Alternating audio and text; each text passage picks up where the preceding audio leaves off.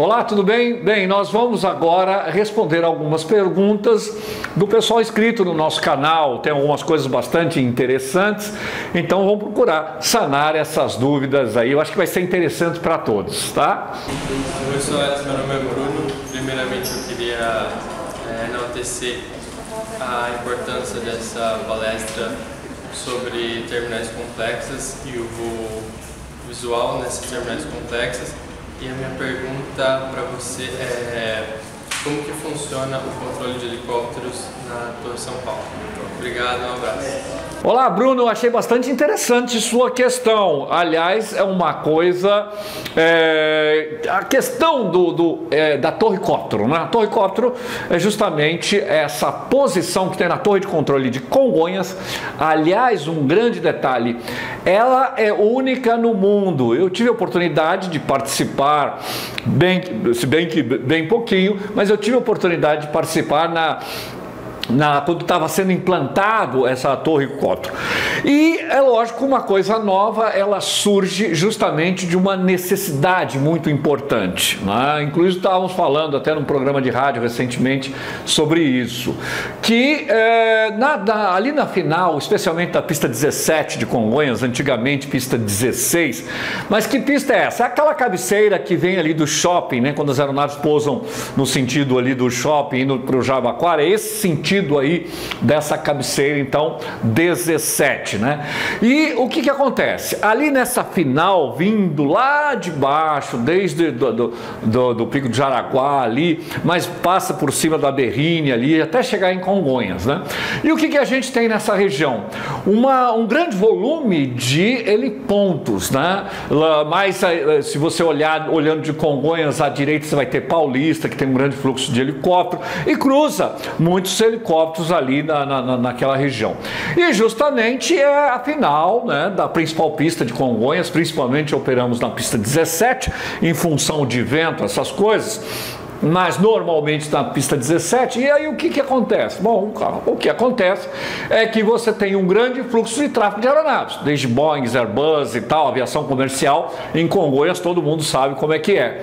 E aí, qual é o problema que acontecia? O problema é que havia alguns conflitos, né, que eram corriqueiros acontecendo ali na final. Eventualmente uma aeronave arremetia por causa de questões de tickets. E imagine, uma aeronave, um Airbus, um Boeing ou qualquer aeronave equipada com o TCAS arremetia porque tinha eventualmente um tráfego abaixo dessa aeronave. Imagine ela aproximando no ILS da 17 e aí tinha que arremeter, né? Para vocês terem uma ideia, antes dessa torre-cóptero, desse serviço especial, haviam em torno de 10, 12 RAs não, né? Eventualmente acontecia, mas dava o TA e como a aeronave estava na aproximação final, e aí então ela obrigada, por questões de segurança, não estava avistando, por questões de segurança arremetia. Então imagine que é uma situação bastante grave, quer dizer, uma aeronave, uma aproximação, de repente tem uma informação de TCAS, e isso é muito desagradável, e não só desagradável, é bastante problemático, e muitas aeronaves arremetiam. Então nós tínhamos arremetido assim de uma maneira constante. Bom, em face desse problema, alguns estudiosos, entre eles Herédia, principalmente, que liderou, né, esse grupo e tal, controladores, etc., falaram, pô, precisamos resolver, né, essa questão, porque o que não pode também é você impedir. Uma solução simples era a seguinte: não voa mais, cancela todos os helipontos que está debaixo da final de Congonhas e teria resolvido o problema. Mas não é assim. O que a gente tem que fazer é soluções criativas no sentido de que todo esse tráfego conviva de uma maneira harmoniosa e com segurança. Então criou-se chamada torre-cóptero.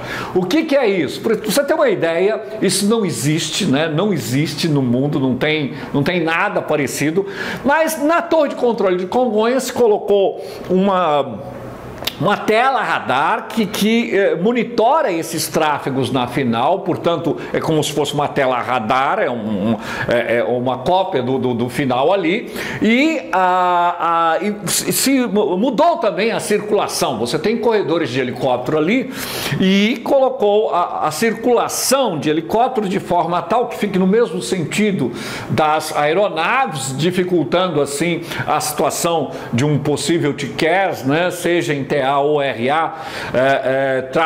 TA é Traffic Advisory, onde é uma situação mais amena no TCAS, onde o TCAS mostra para o piloto que tem tráfego próximo que poderá ter algum problema. E o RA é uma situação bem mais grave. No caso do RA, é Resolution Advisory.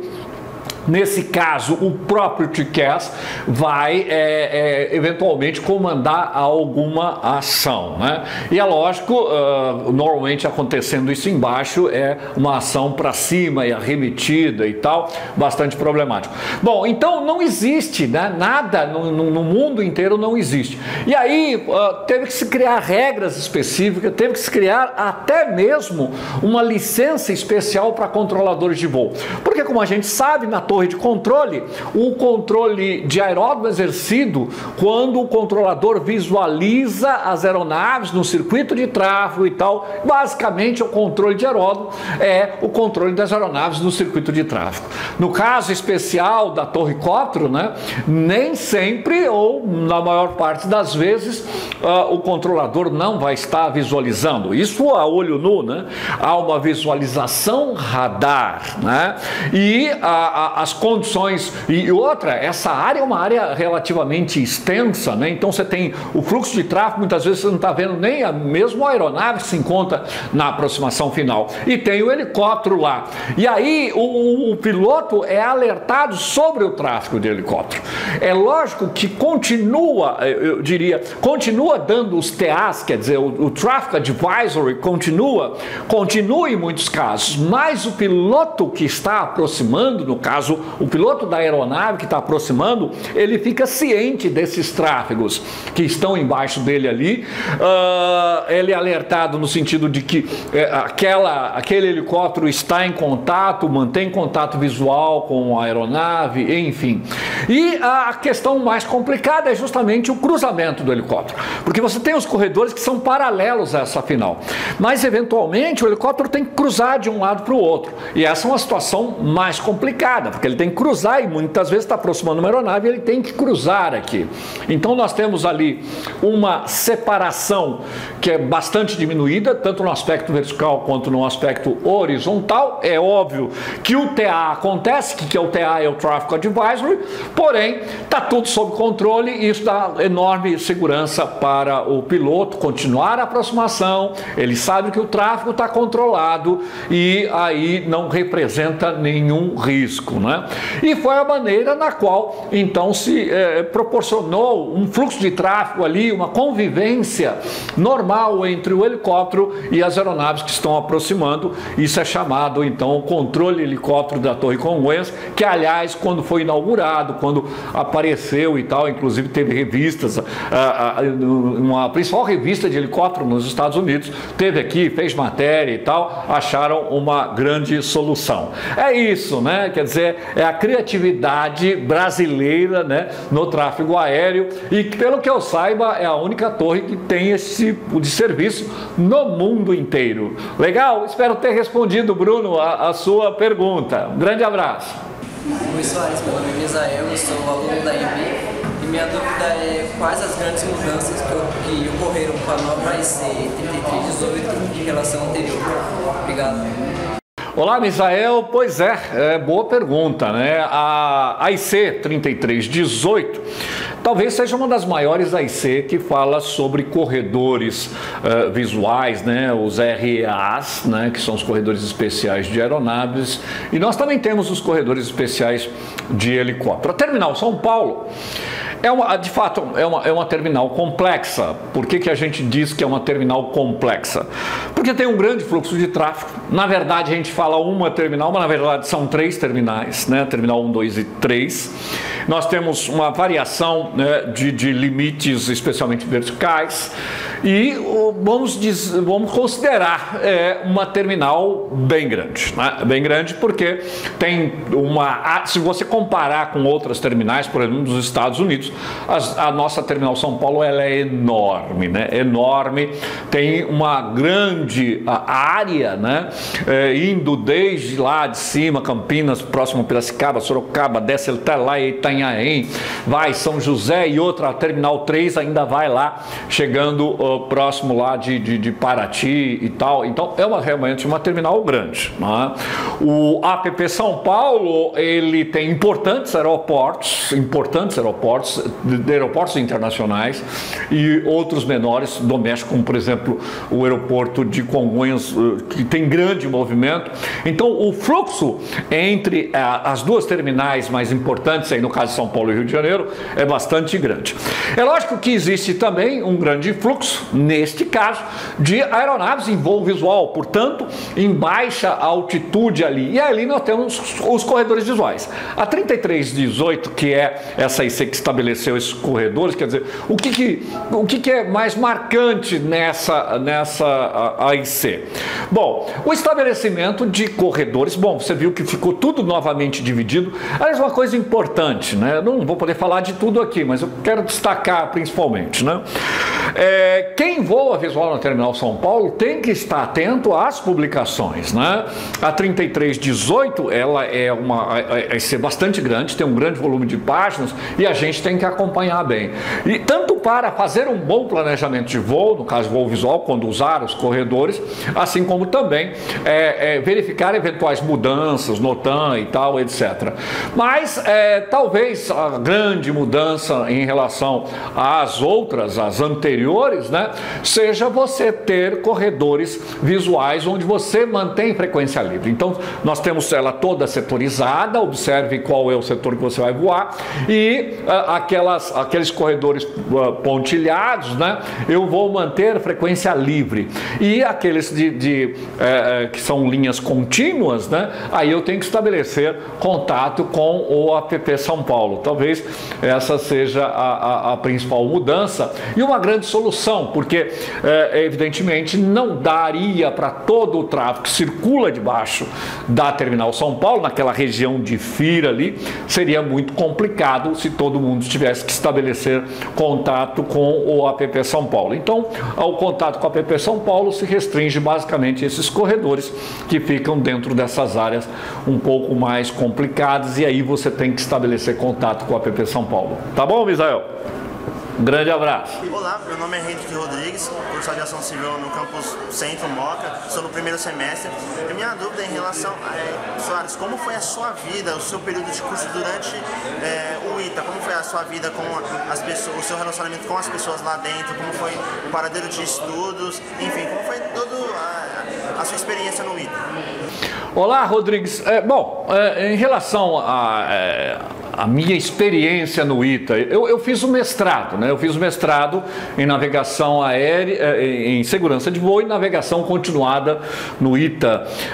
Foi uma experiência bastante interessante, sem dúvida nenhuma, até porque foi um período na minha vida que eu dava aula de manhã, dava aula à noite e no meio desse período, durante a tarde, eu ia para o ITA todo dia, foi uma verdadeira loucura, mas compensou. Eu acho que foi muito legal, porque eu pude conviver com lá tem grandes cabeças, sem dúvida, excelentes professores, né?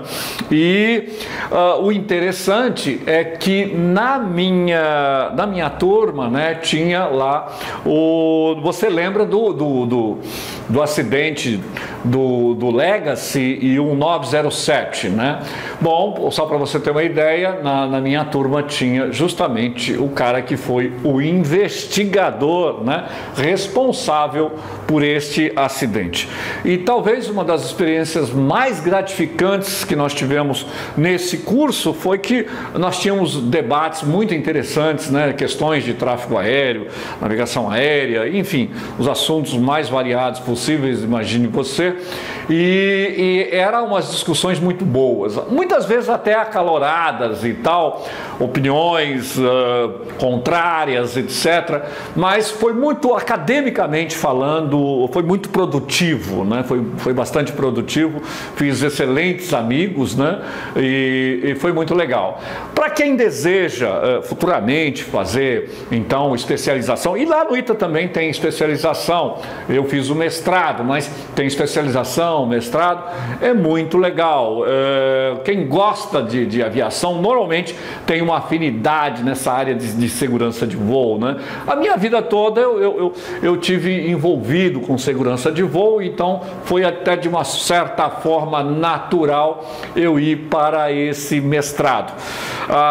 O meu trabalho de conclusão de curso, a minha dissertação no mestrado foi justamente sobre a questão do ramp control no Brasil. A gente pegou dois exemplos de aeroportos, no caso Munique, na Alemanha, e Miami, nos Estados Unidos. Fizemos um mixer e aí aplicamos esta ideia de ramp control, que é o controle, né, das aeronaves, não na área de manobras, não é o controle de tráfego aéreo, mas o controle que acontece no pátio, importantes aeroportos, né, você tem um grande fluxo de tráfego e esse pré-controle, vamos assim dizer, entre aspas, né, é muito importante no fluxo total das aeronaves, no fluxo que acontece das aeronaves chegando, saindo, na área de manobras, indo para a área de estacionamento e tal. Então isso tem que ter uma boa coordenação.